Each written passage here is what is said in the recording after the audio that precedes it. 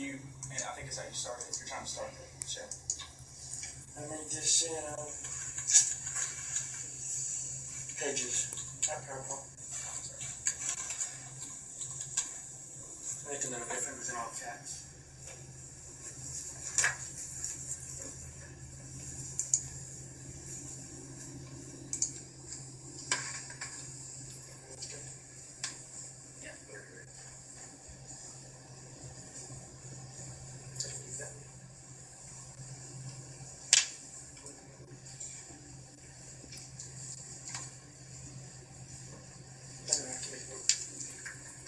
Of course, yes, I will be covering the breeding. Of course, I didn't attempt for it to go this fast.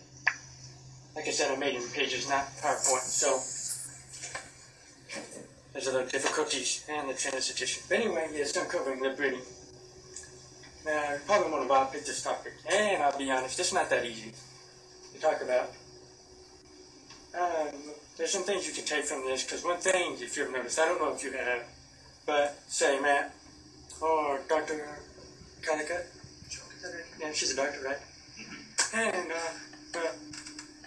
when they talk, they often talk loudly, audibly, making sure the words are clear, they're well heard. And in doing so, they make the lips really easy to read. So I don't know if you've noticed that, but I have.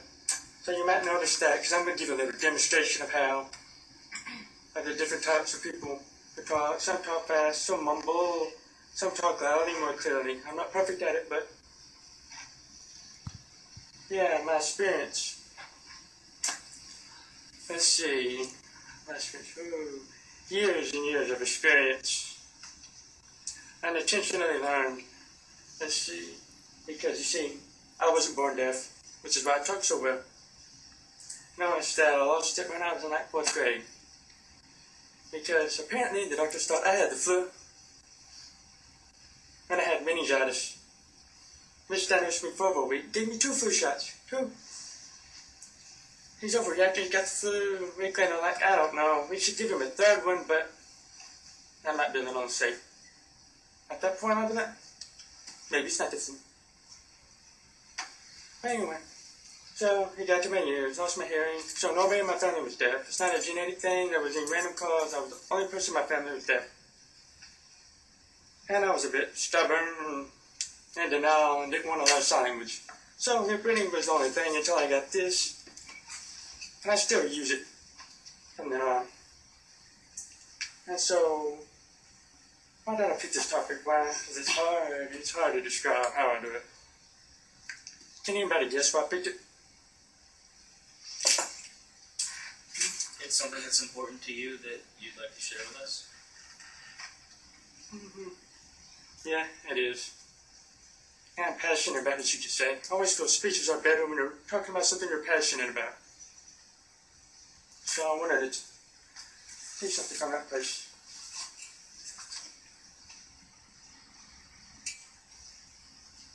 Okay, principles. I have the principles here somewhere. Oh yeah, not the camera shy. Let's see, the principles that are the issues. It's not really a step-by-step how to process how to read lips. Because only 35% of speech is visible on the lips. A very small amount. The rest, 65%, is entirely based on context and prediction. I like to say, how many of you watched the Super Bowl? Do you remember when the power went out? And then afterwards, John was screaming at this old guy about something or the other. He was mad. You could tell he was angry about something. He's dropping F-bomb, something or something or other. That's context. You can tell he's angry, he's upset. You can think of what he's going to say. There's going to be F-bombs. It's probably something to do with the ball, something to do with the 49ers, something to do with the power. It's going to be something like that. Or like at the end when the 49ers was playing, Jim was complaining about the lack of a holding call.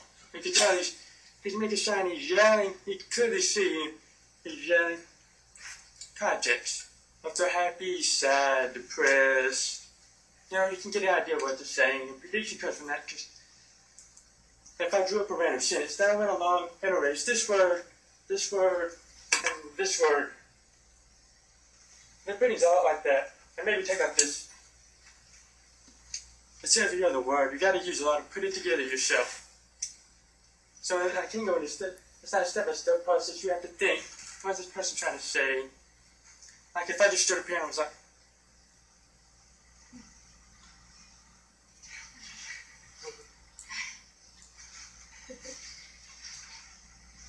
nothing, really nothing.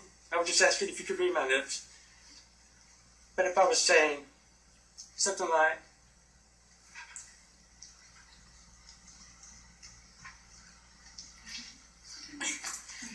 yeah, easier. There's no easy road to doing it, and there's a lot of different people. It's a person-by-person basis. The more you know the person, you know the way they talk, there'll be more caution to it. Like a friend, or talking to them like, hey, Joe, AFC. Ding. Jeez. So in summary, reading lips is challenging. It's a constant challenge, which is probably why I like it. I don't know. It's not made in China unless, of course, you are talking to someone who is from China, in which case, I apologize. Yeah, and homophones are worse for lip reading. All the words sound the same, except. It's worse for lip reading. A lot of words look the same. Especially for my friend Caroline. Her lip does not move. It does not move when she talks. It barely moves. She can say 8 different words. She can read this entire thing, and half of it, her lip will move the same. But her lower lip moves great. It's like a night day thing. Yeah. So that's pretty much it.